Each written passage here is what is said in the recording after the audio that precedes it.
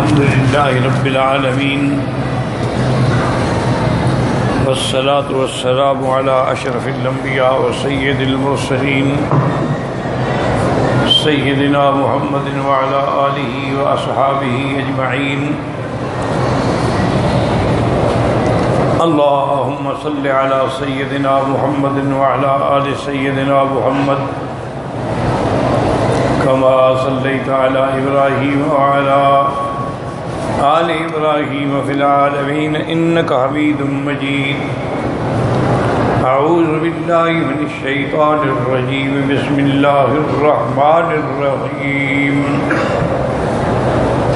قال فبما أغويتني لأقعدن لهم صراطك المستقيم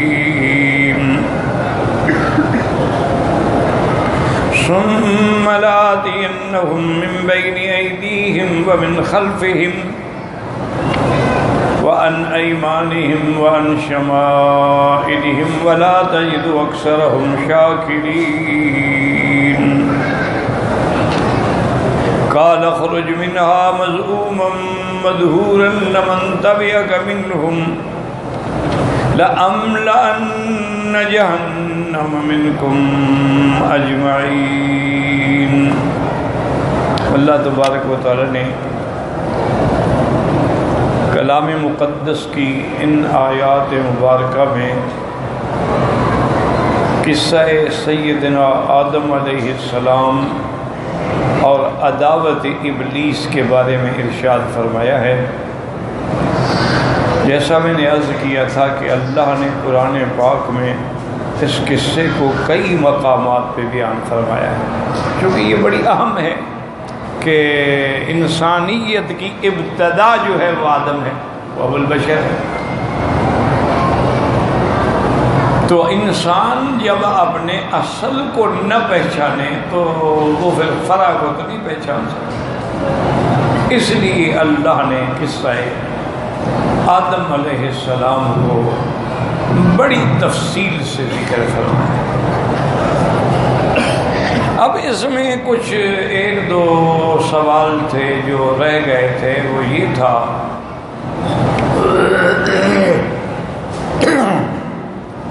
کہ ابلیس نے اتنی جرأت کیسے کی کہ اللہ تعالی کے روبرو کھڑے ہو کر اپنا ابلیسی قیاس پیش کر سکے کہ میں بہتر ہوں. اس کو آپ نے مٹی سے بنایا ہے، مجھے آپ نے آگ سے بنایا ہے. حالانکہ اگر غور کریں نا تو کسی چیز کا عنصر جو ہے، اس کا مادہ جو ہے، اس کی کوئی حقیقت نہیں ہوتی. اللہ جس چیز سے چاہیں، جو چاہیں، جیسے چاہیں پیدا فرما دیں. تو اسی لیے یہ اس کا بڑا یعنی محض تکبر تھا اور حسد تھا. ورنہ سابقہ روایات میں،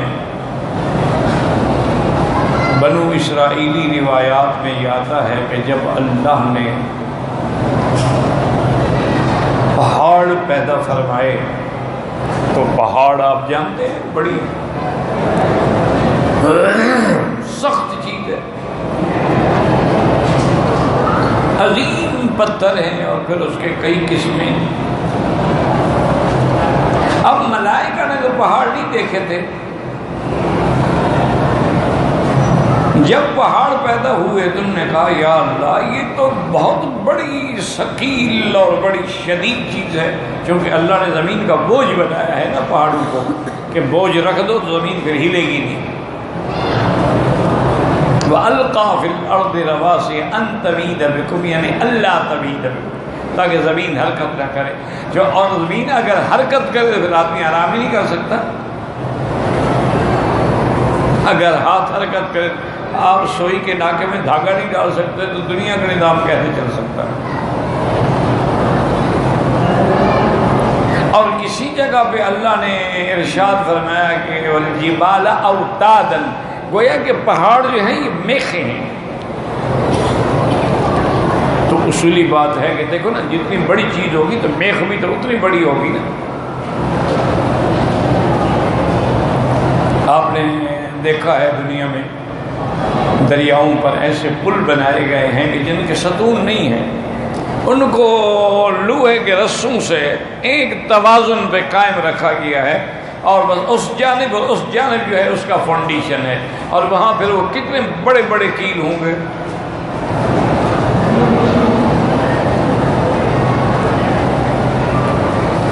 تو انہوں نے عرض کیا کہ یا اللہ، یہ پہاڑ جو ہیں نا جی، یہ بڑے سخت ہیں، شدید ہیں، اور پھر مختلف ان کے رنگ ہیں۔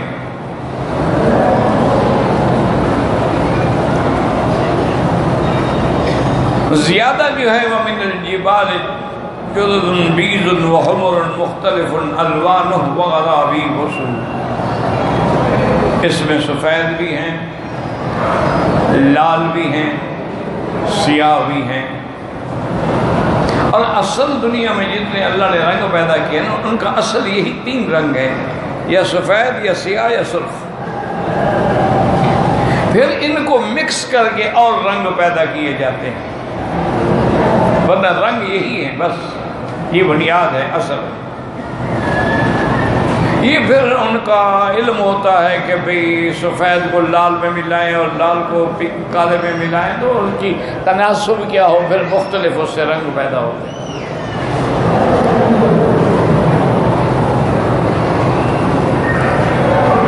تو فرشتوں نے عرض کیا کہ یا اللہ، اتنی بڑی سخت چیز، اس سے بھی آپ نے کوئی اور سخت چیز مخلوق پیدا کی ہے؟ فرمایا ہاں بالکل۔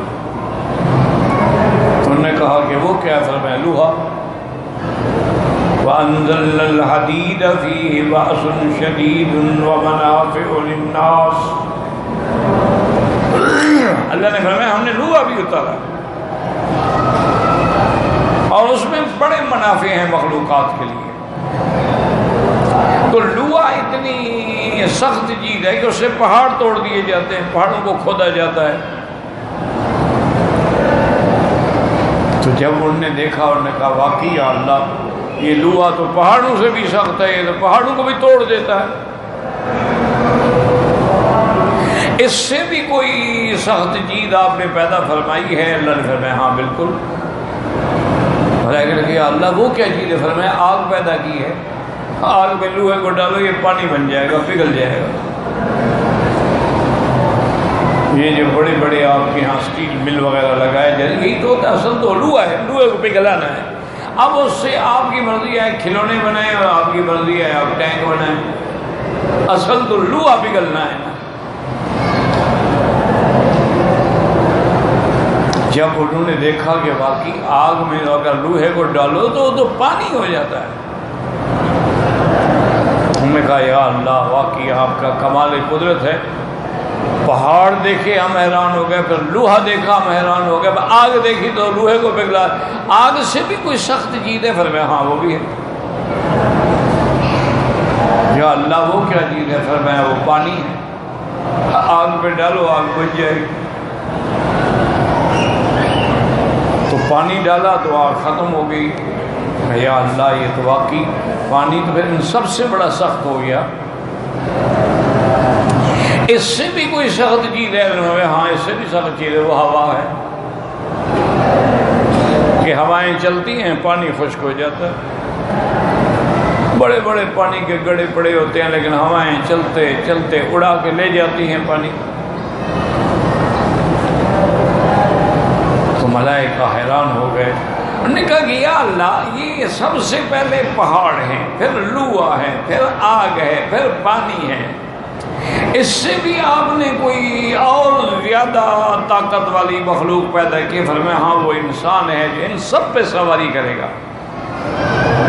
وَلَقَدْ كَرَّمْنَا بَنِي آدَمَ وَحَمَلْنَاهُمْ فِي الْبَرِّ وَالْبَحْرِ، وہ دریاؤں پہ بھی سواری کرے گا، وہ آگ کو بھی استعمال کرے گا، وہ پانی پر بھی ڈیم بنا کے اس کو باندھ ڈالے گا کہ ادھر جانا ہے ادھر نہیں جانا ہے،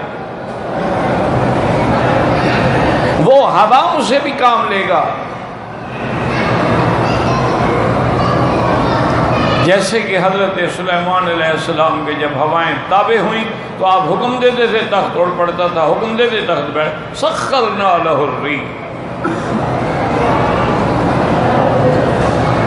اللہ نے ہوا مسخر کر۔ اور اسی طرح میرے مدنی پاک نے رحمت دو جہاں صلی اللہ علیہ وسلم نے، میں نے عرض کیا تھا نا کہ جب بھی حضور کا نام آئے چاہے 1 کروڑ دفعہ آئے درود شریف پڑھا جائے، درود شریف پورا نہ پڑھ سکو تو پھر بھی صلی اللہ علیہ وسلم۔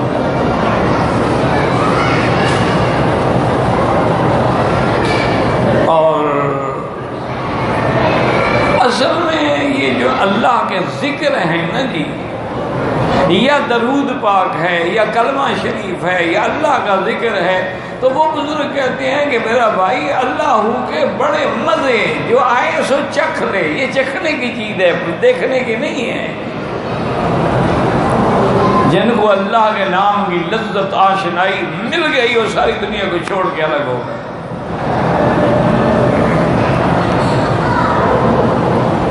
اس لیے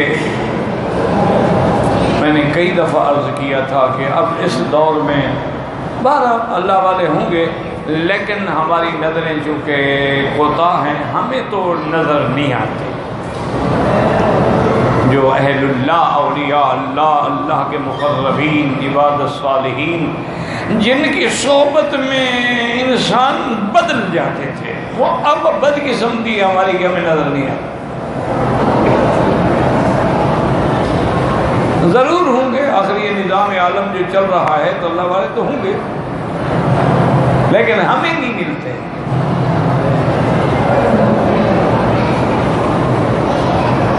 ہمارے مقدر کی نصیب کی بات ہے، ہمیں جو ملتے ہیں وہ اکثر جھوٹے، مداری، شعبدہ باز۔ تو اس لیے اب اس دور میں نے عرض کیا تھا نا کہ ایک آدمی اپنی اصلاح کیسے کرے، اس کا بڑا آسان طریقہ ہے، ایک تسبیح استغفار پڑھ لیا کرے، چلتے پھرتے اٹھتے بیٹھتے وضو ہے نہیں ہے، اور ایک تسبیح درود شریف حضور پاک صلی اللہ علیہ وسلم پہ جو درود نماز میں پڑھتے ہیں، اور لوگوں نے بڑے بڑے فضیل لکھے، اے درود پڑھو اتنا گناہ معاف ہو گئے، لیکن سب سے افضل، سب سے اعلیٰ درود وہ ہے جو خود حضور پاک نے پڑھا ہے۔ ادھر ادھر باتوں میں نہ جائیں۔ تو اسی طریقے سے کلمہ طیبہ لا الہ الا اللہ محمد الرسول اللہ، لیکن تنہا بیٹھ کے، علیحدہ بیٹھ کے، اکیلے بیٹھ کے ان کو پڑھیں اور پھر اللہ کی قدرتوں میں غور کریں، اور اپنی اور ایک پارہ، آدھا پارہ، ایک رکوع روزانہ قرآن پاک کی بھی تلاوت کریں، لیکن ایک ایک لفظ میں غور کریں، صحیح پڑھنے کی کوشش کریں۔ کسی قاری سے بیٹھ کے آخری پارہ جو ہے نا اس کی تصحیح کرا لیں، جب ایک پارہ صحیح ہو جائے گا سارا قرآن صحیح ہو جائے گا، کیونکہ وہی الفاظ تو پھر آئیں گے نا۔ تو اب بس اصلاح اسی میں سمجھیں، اب وہ پیر فقیر ملنے والی باتیں انقا ہو گئی۔ میں نے زیارت تو کی ہے حضرت لاہوری رحمۃ اللہ علیہ کی، لیکن ہمارا بچپنا تھا، شباب تھا، اور ہم ابتدائی کتابیں پڑھتے تھے، ہمیں کوئی بزرگوں کی پہچان یا علم تو تھا نہیں، ہم تو خود ابتدائی کتابوں کے طالب تھے۔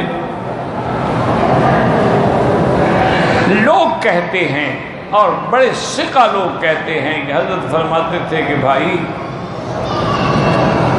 فقیر کے لنگر میں 40 دن کے لیے آ جاؤ، ایک چلہ لگا لو، اور جو کپڑے فقیر دے گا وہی کپڑے پہننے ہوں گے، اور جو لنگر میں پکے گا وہی کھانا ہوگا، اور 5 وقت فرائض کے علاوہ مجلس ذکر میں اور مجلس درس میں بھی بیٹھنا ہوگا۔ تو صرف 40 دن کے بعد دیکھیں کہ کیسے تبدیلی آتی ہے۔ کہتے ہیں کہ بڑے بڑے شرابی، بڑے بڑے ڈاکو، بڑے بڑے رہزن، بڑے بڑے قاتل سفاک گئے، اور 40 دن کے بعد یکدم تبدیل ہو گئے۔ پھر جناب معلوم ہوتا تھا کہ یہ خود ولی ہے۔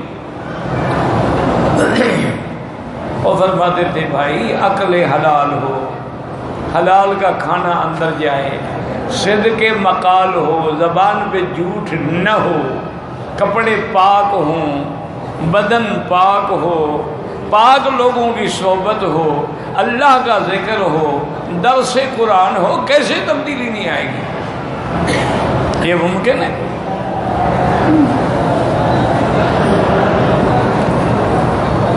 بہرحال گزارش یہ ہے کہ بس ان چیزوں پہ عمل کر لو تو انشاءاللہ کام بن جائے گا اللہ کی رحمت سے۔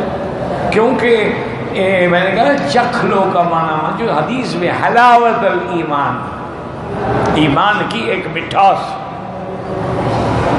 تو مٹھاس تو چکھنے سے پتہ لگتا ہے نا کہ میٹھا ہے پھیکا ہے۔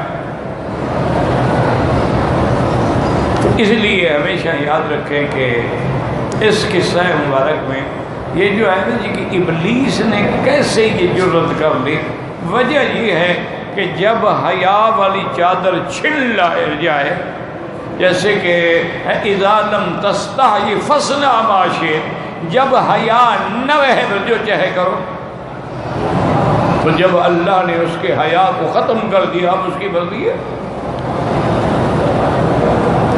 دیکھا نہیں ہے کہ شریف آدمی کو کوئی دھکا بھی دے دے تو وہ بیچارہ پریشان ہو جاتا ہے، اور بدماش روز جوتے کھاتے ہیں پرواہ ہی نہیں۔ ہمارے علاقے میں ایک بہت بڑا چور تھا، ڈاکو تھا، مجھے کسی نے کہا کہ پولیس نے اس کو گرفتار کیا ہے اور بڑا تشدد ہوا ہے اس پہ، میرا جاننے والا تھا۔ اتفاق سے میں اڈے پہ بس پہ اترا یا چڑھنے کے لیے، تو وہ میں نے دیکھا تو وہ بھی، اس نے مجھے دیکھ لیا تو وہ بھی دوڑ کے ملنے کے لیے آ رہا تھا، بڑی پگڑی اونچی اونچی کر کے باندھتا تھا اور سفید کپڑے اور ہاتھ میں ایک کھونٹا آیا۔ تو میں نے افسوس کیا، میں نے کہا یار مجھے پتہ لگا ہے کہ ڈی ایس پی بڑا شدید سخت آدمی ہے اور اس نے تمہارے ساتھ بڑا تشدد کیا ہے۔ تو بہرحال کہنے لگا وکیل صاحب گزارش یہ ہے کہ ہمیں اللہ نے لاکھوں من عزت دی ہے، آپ لوگوں کو ملی ہے تولے کے حساب سے، دھکا بھی آ جائے نا ساری دنیا میں آ جائے گا وکیل صاحب کو کسی نے مارا ہے، وکیل صاحب کو مارا ہے، تو ساری دنیا چیخ پڑے گی۔ ہمیں روز ننگا کر کے مارتے رہتے ہیں، اٹھے غسل کیا پھر پگڑی باندھ کے آ گیا، ہمارا تو کچھ بھی نہیں بگڑتا، کیونکہ ہمارے پاس تو لاکھوں من عزت ہے نا، ہماری عزت کم ہی نہیں ہوتی۔ تو اصل وجہ یہ سمجھانی تھی کہ بے حیا کی عزت نہیں کم ہوتی، وہ تو بے حیا ہے، جب حیا نہ رہا تو باقی کیا رہا۔ دیکھا نہیں کہ آدمی لڑکی ہو یا لڑکا ہو جس نے گناہ نہ کیا ہو نا، اللہ نہ کرے اللہ نہ کرے، اگر گناہوں کی طرف جائے اس کے قدم ڈگمگا رہے ہوتے ہیں، وہ لرز رہا ہوتا ہے، وہ کانپ رہا ہوتا ہے، اس کی جرت نہیں ہوتی ہے کہ میں کیسے، لیکن جب آدمی حرام پہ عادی ہو جائے وہ جرت نہیں۔ اسی لیے شیطان سے وہ اللہ نے حیا والا پردہ چھین لیا، اب جو مرضی ہے خدا کے سامنے کھڑے ہو کے کہتا رہے۔ دوسرا اشکال سبق میں یہ تھا کہ قرآن پاک میں ہے کہ وَمَا دُعَاءُ الْكَافِرِينَ إِلَّا فِي ضَلَالٍ، اللہ فرماتے ہیں کہ کافروں کی دعا جو ہے بیکار ہے، اس کا کوئی فائدہ نہیں ہے، وہ کبھی قبول نہیں ہوتی ہے۔ لیکن ابلیس سے بڑا کافر کون ہے؟ لیکن اس نے جب دعا مانگی تو فوراً قبول ہو گئی، اس نے کہا رب انظرنی الی یوم یبعثون، قال انک من المنظرین۔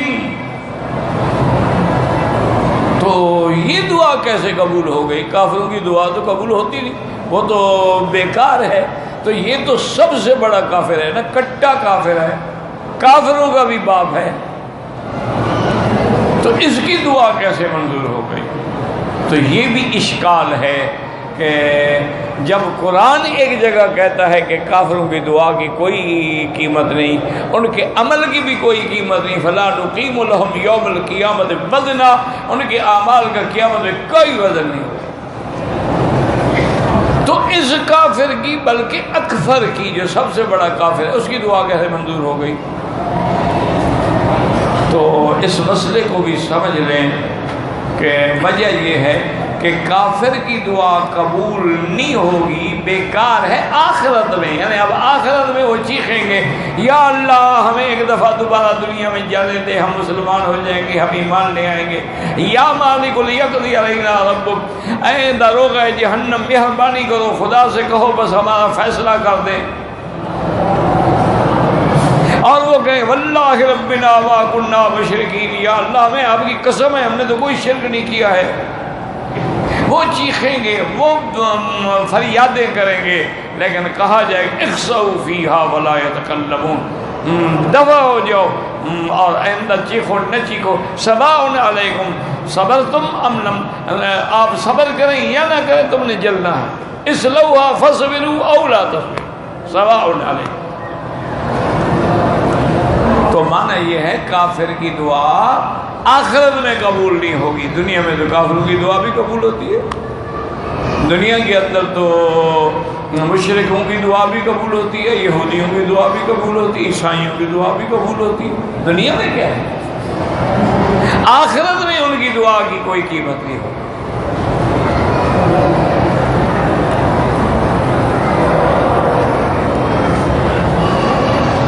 اور دوسری بات یہ بھی سمجھ رہے ہیں کہ جب اللہ نے حکم دیا ہے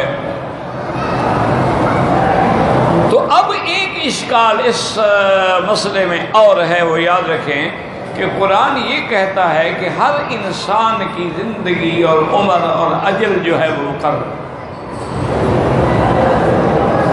ان اجل اللہ اذا جاء لا یؤخر، جب وہ وقت آ جاتا ہے تو پھر اس وقت کو ٹالا نہیں جا سکتا، اذا جاء اجلهم فلا يستأخرون ساعة ولا يستقدمون، جب کسی قوم کا وقت آ جاتا ہے پھر نہ آگے ہوگا نہ پیچھے ہوگا، جو مقرر ہے وہ مقرر ہے۔ ہر انسان کی ایک زندگی ہے، کسی کی عمر اللہ نے 50 سال لکھی ہے، 100 سال لکھی ہے، 200 سال لکھی ہے، 60، وہ آگے پیچھے ہو نہیں سکتی، مسئلہ سمجھو، یعنی ایک آدمی کی عمر اللہ نے لکھی ہے 50 سال، اب وہ رات دن عبادت کرے، رات دن تہجد پڑھے، رات دن اللہ کے ذکر میں رہے، حرام نہ کھائے حلال کھائے، سچ بولے، اللہ سے مانگتا رہے، تو عمر تو نہیں بڑھ جائے گی، وہ تو وہی رہے گی جو لکھی ہے۔ اس لیے صحیح حدیث مبارک میں ہے کہ سیدہ عائشہ صدیقہ رضی اللہ عنہا نے ایک دن کہا کہ اطال اللہ عمرک یا رسول اللہ صلی اللہ علیہ وسلم، یا رسول اللہ آپ کی عمر لمبی کرے، تو حضور نے فرمایا ضیعت وقت کیا عائشہ، عائشہ تو نے وقت ضائع کیا، یہ دعا مانگے، عمر تو نہیں بڑی ہوتی، لمبی ہوتی نہیں، جو لکھی گئی وہ نہیں بڑی ہوتی۔ تو اب یہ ہے، یہ مسئلہ سمجھنے والا ہے، غور کرو گے انشاءاللہ تو اللہ کرے گا سمجھ آ جائے گا، اور نہ غور کرو تو پھر ٹھیک ہے، چلو بیٹھنے کا ثواب تو ملے گا کہ چلو مجلس قرآن میں ہو، مجلس ذکر میں ہو، نہ بھی سمجھ آئے بیٹھنے کا بھی ثواب ملتا، لیکن اگر کوئی ایک مسئلہ بھی سمجھ آ جائے نا تو اللہ کا کروڑ کروڑ شکر ادا کیا کرو۔ اب یہ سمجھیں کہ جب عمر مقرر ہے تو اس نے تو یہ مانگی عمر، شیطان پلیت نے، الی یوم یبعثون، جب لوگ قبروں سے اٹھائے جائیں گے اس وقت تک مجھے مہلت دی جائے،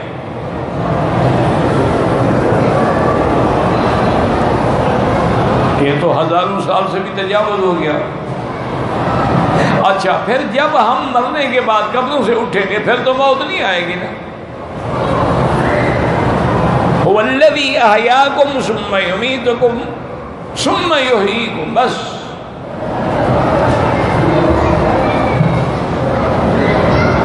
تو اب اس کی اتنی لمبی عمر کے لیے دعا کیسے قبول ہو گئی؟ تو مسئلہ سمجھیں کہ اللہ کی تقدیر ایک ہے تقدیر مبرم، یعنی قطعی تقدیر، وہ فیصلے کبھی نہیں بدلے، اور ایک تقدیر ہوتی ہے معلق، کہ اس میں لکھا ہوتا ہے کہ اگر اس بندے نے یہ دعا کی اور یہ عبادت کی تو ہم بدل دیں گے، اور نہ کی تو پھر ہم نہیں بدلیں۔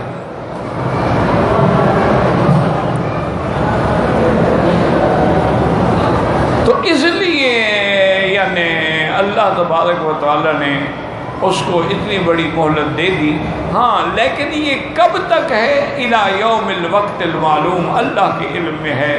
بعض نے کہا ہے کہ وہ نفخ صور تک ہے، جب پہلا صور پھونکا جائے گا، کیوں کل من علیہا فان، تو اس لیے اس وقت ابلیس بھی مر جائے گا، فنا ہو جائے گا، فرشتے بھی ختم ہو جائیں گے، کچھ بھی نہیں بچے گا مگر اللہ کی ذات۔ کل شیء ہالک الا وجہہ، کیونکہ وہ حی ہے، قیوم ہے، دائم ہے، الذی لا یموت، جس پہ کبھی موت نہیں آتی۔ تو اس میں یہ چند ایک جو ہیں یہ سوال ہیں۔ پھر اس کے بعد اللہ نے اس کو کیا حکم دیا تھا کہ نکل جا، فَهَبِطْ مِنْهَا، اچھا فَهَبِطْ مِنْهَا نکل جاؤ، کہاں سے نکل جاؤ؟ بعض علماء نے فرمایا کہ آسمانوں سے نکل جاؤ۔ آسمان جو ہے وہ اللہ کے فرما برداروں کا ٹھکانہ ہے، وہ فرشتوں کا ٹھکانہ ہے، وہ تیرے جیسے نافرمان کی جگہ نہیں ہے۔ ثابت نکل جاؤ۔ اور بعض نے فرمایا کہ اللہ نے حکم دیا کہ جنت سے نکل جاؤ، لیکن یہ بات یاد رکھیں یہ دونوں دیکھنے میں باتیں ورنہ ایک ہی بات ہے، جنت بھی تو آسمانوں میں ہے نا، جب آسمان سے نکل گیا جنت سے بھی نکل گیا۔ زمین جہنم جو ہے یاد رکھو وہ زمین میں ہے، اور 7 زمینوں کے بھی وہ نیچے ہے، اور یہ جتنا سمندر ہے نا پوری دنیا کے اندر، یہ جتنے سمندر ہیں مختلف ہیں نا، کہیں بحر عرب ہے، کہیں بحر احمر ہے، کہیں بحر القاہل ہے، کہیں بحر ہندی ہے، تو یہ سارے سمندر جو ہیں ان تحت البحر نارن، ان کے نیچے آگ ہے۔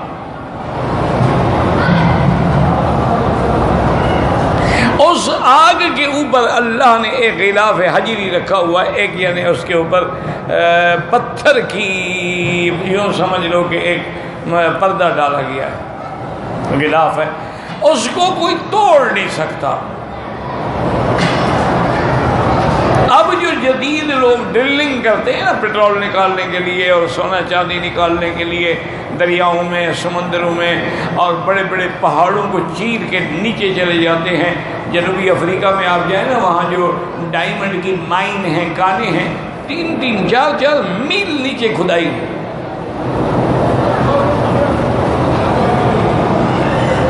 لیکن اب وہ بھی اعتراف کرتے ہیں کہ بھی ہماری کھدائی کی بھی ایک حد ہے، ہم ایک مقام پہ جب پہنچتے ہیں تو وہاں کوئی ایسی پتھریلی چیز آ جاتی ہے کہ ہماری ساری مشینیں بیکار ہو جاتی ہیں، اس کو ڈرل ہم نہیں کرتے۔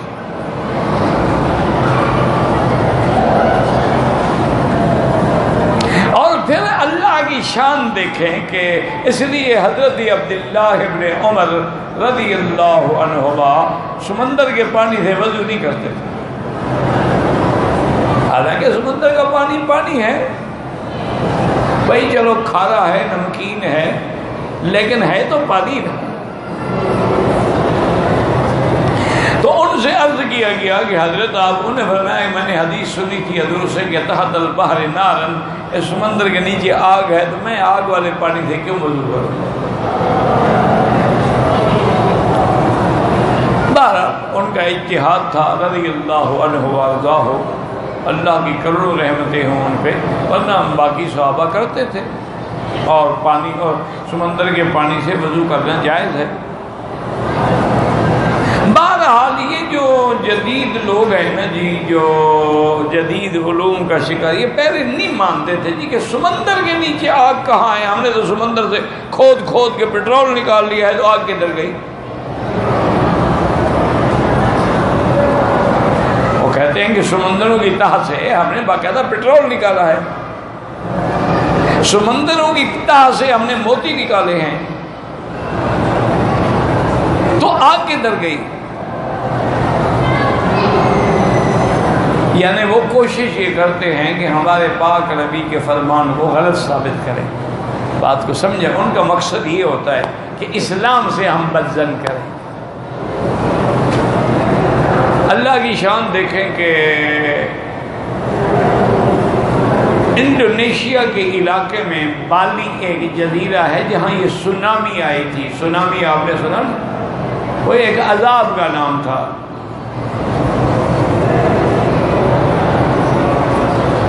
سونامی جو ہے یہ عذاب کا نام، کیونکہ ان انگریزوں کے بدبختوں کی عادت ہے، کہیں طوفان آئے کہیں اس کا کوئی نہ کوئی نام رکھ دیتے ہیں۔ اچھا، اور جتنے طوفان آئے ہیں، بلائیں آئی ہیں، وبائیں آئی ہیں، انگریزوں نے بھی جو اس کے نام رکھے ہیں نا، وہ سارے مؤنث ہیں، مذکر کوئی بھی نہیں۔ معلوم ہوتا ہے کہ سارا فتنہ ہے کسی عورت میں۔ یہ بات وہ بھی مانتے ہیں۔ تو بہرحال وہ ایک بڑا خوبصورت ترین جزیرہ ہے۔ انڈونیشیا جو ہے جزیروں کا ملک ہے، یعنی درمیان میں پانی ہے، پھر آبادی ہے، پھر پانی ہے، پھر آبادی ہے۔ تو وہاں یہ کاریں نہیں چلتی، وہاں کشتیاں چلتی ہیں۔ پانی میں کہتے کہ کار چلائیں، تو لوگ جو ہیں وہ کشتیوں میں بیٹھ کے ادھر سے ادھر جاتے ہیں، ادھر سے ادھر جاتے ہیں، اس جزیرے میں، اس جزیرے میں، مارکیٹ میں، شہر میں، دفتر میں، سب کشتیاں۔ بڑی خوبصورت کشتیاں بھی بنائی جاتی ہیں سیر وغیرہ کے لیے۔ تو بہرحال اس علاقے کے لوگ بھی اچھے ہیں، لڑکیاں بڑی خوبصورت ہیں، اور وہاں بے حیائی کا سب سے بڑا اڈا ہے۔ ایک دن اب وہ لوگ خود بتاتے ہیں کہ ہم سمندر کے کنارے کھڑے تھے۔ یہ بڑے لوگ جو ہے نا سمندر کے کنارے جاتے ہیں تو وہاں کپڑے شپڑے اتار کے غسل فرماتے ہیں، اور کبھی کبھی سن بات لیتے ہیں، سورج نکلے تو وہاں بھی یہ ننگے سوتے رہتے تاکہ سورج کی شعائیں پڑیں۔ آپ جیسے گورا ہونے کی کوشش کرتے ہیں نا، وہ اپنے آپ کو کچھ سانولا کرنے کی کوشش کرتے ہیں۔ آپ کریمے لگا لگا کے گورے ہو رہے ہو نا، اچھا وہ دھوپ کے بیٹھ بیٹھ کے کالے ہونے کی کوشش کرتے ہیں۔ تو وہ یہ کہتے ہیں جی کہ ہم سمندر کے کنارے تھے۔ آپ نے دیکھا ہوگا کراچی وغیرہ میں ادھر ادھر ہاکس بے ہے، منوڑا ہے، اور کئی بیچ ہیں، اور دنیا کے بڑے بڑے بیچ ہیں، مشہور ہیں۔ تو یہ پانی جو آتا ہے جی جوش سے آتا ہے، کنارے پہ آتا ہے آتا ہے آتا ہے، تو لوگ جو کھڑے ہوتے ہیں ان کے پنڈلیوں تک، ان کے گھٹنوں تک، ان کے کمر تک آ کے پھر واپس چلا جاتا ہے۔ اسی سے وہ انجوائے کرتے ہیں، خوش ہوتے ہیں، او دیکھو لہرائی لہرائی لہرائی۔ وہ کہتے ہیں کہ ہم کھڑے تھے کہ پانی کی لہریں آئیں، اور اس کے بعد جب واپس گئیں تو معلوم ہوا جیسے آگے کوئی کنواں ہے اور پانی کنویں میں نیچے جا رہا ہے، پھر لہر واپس نہیں آئی۔ وہ تو آتی رہتی ہے نا، چلی آ گئی، پھر چلی گئی، پھر آ گئی، پھر، لیکن وہ جانے کے بعد نہیں، واپس نہیں آئی، لیکن معلوم یہ ہوتا ہے کہ نیچے جا رہی ہے، نیچے کی نہیں جا رہی ہے۔ ہم حیران ہو کے کھڑے ہوئے دیکھ رہے ہیں، کچھ دیر گزرنے کے بعد اسی جگہ سے 200 فٹ اونچا پانی نکلا، لہر آئی اونچی، اور جب 200 فٹ اونچی پانی کی لہر ہو تو کیا بچے گا؟ وہ تو سب کچھ بہا کے لے گئی۔ اور وہ پانی جو ہے وہ بالکل شدید گرم تھا، آگ کی طرح، جیسے معلوم ہوتا ہے کہ آگ میں تپایا گیا ہے۔ تو اب کافروں نے بھی مان لیا کہ حضور کا فرمان سچا ہے کہ تحت البحر نار، اس کے نیچے آگ ہے۔ وہ کہتے ہیں کس نے گرم کیا تھا اس کو؟ وہ جب آیا تو گرم تھا۔ تو بہرحال کہنے کا مقصد یہ ہے کہ جہنم جو ہے وہ زمین میں ہے، اور اسفل سافلین، اور سجین 7 زمینوں کے نیچے جو ہے وہ جہنم ہے، اور جنت جو ہے وہ آسمانوں میں، اور سب سے اعلیٰ جنت جو ہے وہ جنت الفردوس ہے، جس کے بارے میں حضور نے فرمایا کہ 7واں آسمان جو ہے اس کی زمین ہے، اور عرش جو ہے اس کی چھت ہے۔ اس لیے حضور نے فرمایا اذا سألتم اللہ الجنہ، جب اللہ سے مانگو فاسألوہ الفردوس الاعلی، فردوس الاعلی مانگا کرو، کیونکہ اللہ کے آگے کیا کمی، جب مانگنا ہے تو اعلیٰ سے اعلیٰ چیز مانگو نا۔ اب یہ تو نہیں آدمی بادشاہ کے پاس جائے، وہ پوچھے جی ہاں کیا مانگنے ہے، کہا جی مجھے 4 پیسے دے دو، کہا مارو جوتے اس کو نکالو۔ بادشاہ کی شان ہے اسے 4 پیسے مانگے جائیں، اسے اعلیٰ چیز مانگو۔ تو اس لیے ہمیشہ یاد رکھیں کہ اب 2 قول ہو گئے، اللہ نے حکم دیا فاہبط منہا، نکل جاؤ، یعنی آسمان سے نکل جاؤ، نہیں یا پھر تم جنت سے نکل جاؤ، اور اس کے بعد اللہ تبارک و تعالیٰ نے یہ بھی فرما دیا کہ بما، یہ جنت جو ہے یہ وہ جگہ نہیں جا رہا ہے کہ تم تکبر کرو، قال فاہبط منہا فما یکون لک ان تتکبر فیہا، یہ تکبر کی جگہ نہیں، یہ اکڑنے کی جگہ نہیں، یہ تو تسبیح، تقدیس، تحمید اور نیاز کی جگہ ہے۔ فَاخْرُجْ إِنَّكَ مِنَ الصَّاغِرِينَ، اور ایک مقام پہ یہ بھی آیا مذءوما مدحورا، تم برے ہو کے اور مردود ہو کے نکل جاؤ، چونکہ تم نے تکبر کیا ہے اس لیے ہم تمہیں ذلیل کر کے یہاں سے نکالنے کا حکم دے رہے ہیں۔ تو ابلیس جو ہے وہ وہاں سے اللہ کے حکم سے اتارا گیا۔ قال انذرنی الی یوم یبعثون، قال انک من المنذرین۔ الحمدللہ یہ پڑھ چکے۔ اب ابلیس نے کہا قال فبما اغویتنی لأقعدن لهم صراطك المستقیم۔ تو اس نے کہا کہ یا اللہ فبما اغویتنی، یعنی انما اغویتنی، اور بعض علماء نے فرمایا کہ با سببیہ ہے، بے سبب ما اغویتنی، کہ آپ نے جو مجھے گمراہ کیا ہے نا۔ اچھا وہ یہ بھی مانتا تھا کہ ہدایت دینے والا بھی اللہ ہے اور گمراہ کرنے والا بھی اللہ ہے، یضل من یشاء ویہدی من یشاء، معتدلہ کی طرح نہیں۔ تو اس نے کہا کہ اللہ آپ نے جو مجھے گمراہ کیا ہے تو اب میری بھی سن لیں، لَأَقْعُدَنَّ صِرَاطَكَ المستقیم، لَأَقْعُدَنَّ لَهُمْ، میں تیرے بندوں کے راستے پہ بیٹھوں گا، صراط صراطک المستقیم، یعنی طریق الحق و سبیل النجات، راستے پہ بیٹھ کے تیرے بندوں کو ہر حال میں گمراہ کروں گا، صراطک المستقیم۔ دعا کیا کریں کہ اللہم اہدنا صراط المستقیم، اسی لیے ہم نماز میں پڑھتے ہیں اہدنا الصراط المستقیم صراط الذین انعمت علیہم غیر المغضوب علیہم ولا الضالین۔ تو اچھا اب جب تیرے بندوں کے صراط مستقیم یعنی سیدھے رب، تو کروں گا کیا؟ ثم لآتینہم من بین ایدیہم ومن خلفہم وعن ایمانہم وعن شمائلہم ولا تجد اکثرہم شاکرین۔ میں تیرے بندوں کو یعنی آگے سے بھی گمراہ کروں گا اور پیچھے سے بھی گمراہ کروں گا، دائیں سے بھی اور بائیں سے بھی۔ بعض علماء نے کہا سمجھو معنی یہ ہے کہ ہر طرف سے میں گمراہ کروں گا، صرف یہ نہیں کہ یہ 4 جوانب ہیں، اس کا ذکر کرنے کا فائدہ یہ ہے کہ میں 4 جان یعنی ہر طرح ان کو ہلاک کروں گا۔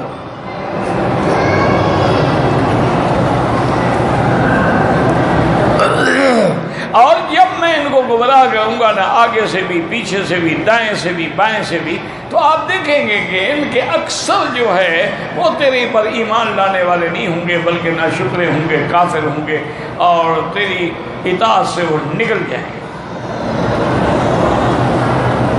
اچھا، ایک جواب تو یہ ہے کہ بھئی جہاد جو ہیں وہ تو 6 ہیں، 4 تو نہیں ہیں نا۔ یاد رکھو جہاد جو ہیں آگے پیچھے دائیں بائیں اوپر نیچے، تو کتنی ہو گئے؟ 6 ہو گئی ہیں، لیکن اس نے 4 کا ذکر کیا ہے، اوپر نیچے کا ذکر نہیں کیا۔ اس کی کیا وجہ تھی؟ بعض علماء نے کہا یہ ضروری نہیں ہے، مقصد یہ ہے کہ میں ہر حال میں ہر طرف سے ہر طریقے سے ان کو گمراہ کروں، یہاں کوئی تعیین مراد نہیں ہے۔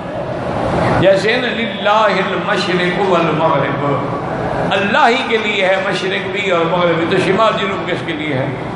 مانا یہ سب کچھ اللہ کے لیے۔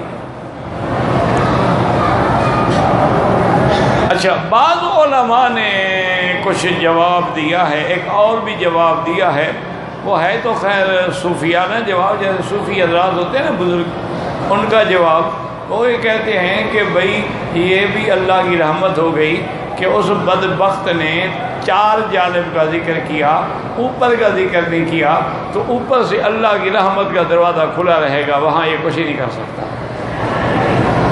اور نیچے کا ذکر نہیں کیا گا، نغتال من تحتی، کہ نیچے کا جو دھکا ہے نا وہ تو بڑے سے بڑا پہلوان بھی ہو گڑا پڑا ہو کر جائے گا، بڑا طاقتور پہلوان، اس کو کیا پتا کہ آگے کنواں ہے، آگے کو گڑا ہے، تو نیچے والی ہلاکت جو ہے اتنی خطرناک ہوتی ہے کہ اس سے کوئی بچ نہیں سکتا، تو اللہ نے رحمت کی اس کے منہ سے وہ بھی نہیں نکلا، اس لیے اس نے کہا کہ لآتینہم من بین ایدیہم ومن خلفہم وعن ایمانہم وعن شمائلہم، میں آگے سے بھی گمراہ کروں گا، پیچھے سے بھی گمراہ کروں گا، دائیں سے بھی گمراہ کروں گا، بائیں سے بھی گمراہ کروں گا۔ اور بعض علماء نے فرمایا اس کی طرف اشارہ بھی ہے کہ بعض گناہ جو ہے نا دیکھو وہ آگے سے ہوتے ہیں نا، کتنے گناہ ہیں جو آگے سے ہوتے ہیں، اگر منہ سے ہوتے ہیں تو منہ آگے ہے نا، زبان سے ہوتے ہیں تو آگے ہے نا، آنکھوں سے ہوتے ہیں تو آگے ہے، اگر نعوذ باللہ شرمگاہ سے ہوتے ہیں تو وہ بھی تو آگے ہے نا، اور کتنی گناہ ہیں جو پیچھے سے ہوتے ہیں، لواطت ہے، بدفعلی ہے، قوم لوط کا کام ہے، تو اور اسی طرح کتنے ہیں جو ہاتھ سے ہوتے ہیں، کسی کی جیب سے کوئی چیز نکال لی، چوری کر لی، صندوق توڑ لی، اور کچھ ایسے بھی کام ہوتے ہیں جو بائیں ہاتھ سے کیے جاتے ہیں، تو اس کا معنی یہ تھا کہ ہر قسم کے گناہوں میں ان کو ڈال دوں گا، کوئی زنا میں مر جائیں گے، کوئی لواطت میں مر جائیں گے، کوئی چوری میں، ڈاکے میں، لوٹ مار میں مر جائیں گے، کوئی پینے پلانے میں مر جائیں گے، میں ان کو ہر حال میں گمراہ کروں۔ اب جناب گزارش یہ ہے کہ جب اس نے اس نے باقاعدہ، جیسے آپ قرآن میں ہے نا کہ دوسری جگہ پر ہے کہ اس نے باقاعدہ قسم کھائی،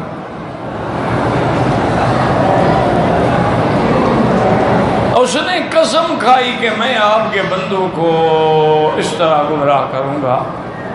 تو ایک حدیث مبارک میں بھی ہے کہ جب ابلیس نے کہا کہ یا اللہ مجھے تیرے جلال کی قسم ہے، تیری عظمتوں کی قسم ہے، میں تیرے بندوں کو نہیں چھوڑوں گا، گمراہ کروں گا، ہاں الا عبادک منہم المخلصین، جو خاص بندے ہیں تیرے چنے ہوئے وہ بچ جائیں گے، باقی کوئی میرے حملے سے نہیں بچے گا۔ چونکہ شیطان جو ہے نا جی، اس کا حملہ بڑا خطرناک ہوتا ہے، اور حدیث میں آتا ہے ان شیطان یجری کا مجری الدم، جیسے بندے کے اندر خون جاری ہے نا، خون گردش کرتا ہے، شیطان بھی اسی طرح گردش کرتا ہے۔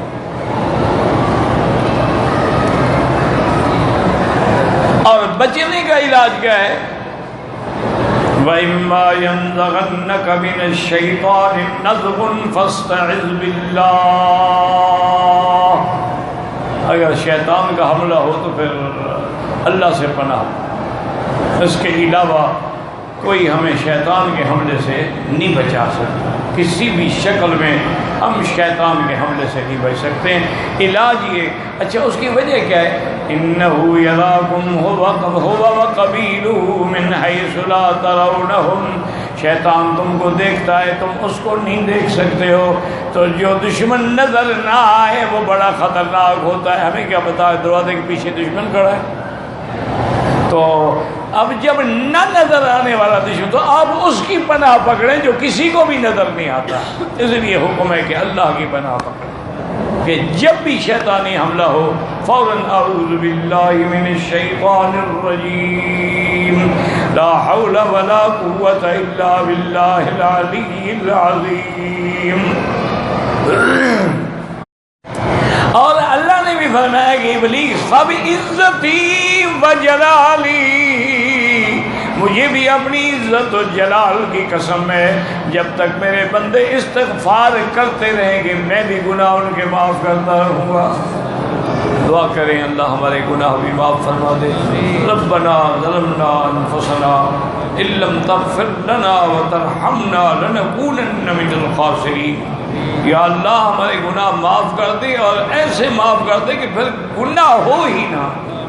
ایسی معافی عطا فرما جس کے بعد ناراضگی نہ ہو، اور ایسی راحت عطا فرما جس کے بعد تنگی نہ ہو، اور ایسا غنا عطا فرما جس کے بعد فقر نہ ہو. یا اللہ تیری رحمت کے دروازے اور خزانے وسیع ہیں. وما ذلک علی اللہ بعزیز، واللہ اعلم.